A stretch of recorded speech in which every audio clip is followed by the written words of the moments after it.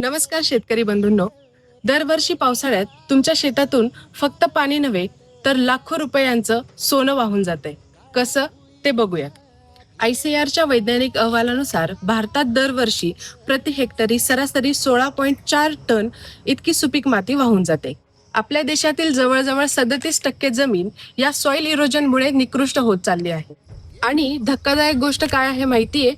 निसर्गाला 1 इंच सुपीक मातीचा थर तयार करण्यासाठी हजारो वर्षे लागतात आणि आपण तो एका पावसाळ्यात वाहून जाऊ देतो.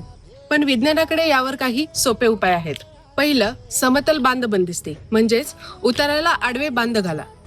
दुसरं, सजीव कुंपण म्हणजेच बांधावरती खस किंवा अंजन गवत लावा, जे 80% मातीची धूप कमी करतील. तिसरं, इन सितू वॉटर हार्वेस्टिंग. शेतात छोटे चर खोदा, जेणेकरून माती तिथेच थांबेल आणि पाणी तिथेच मुरेल. चौथं, मृदा आच्छादन म्हणजेच मल्चिंग.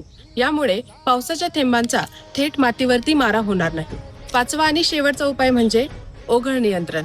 शेतात जिथे ओघळ तयार होते अशा ठिकाणी दगडी किंवा गॅबियन बांध घालावेत, जेणेकरून सुपीक माती तिथेच साचेल आणि पाणी पुढे निघून जाईल. लक्षात ठेवा, माती थांबेल तरच खतांचा आणि पिकाचाही फायदा होईल.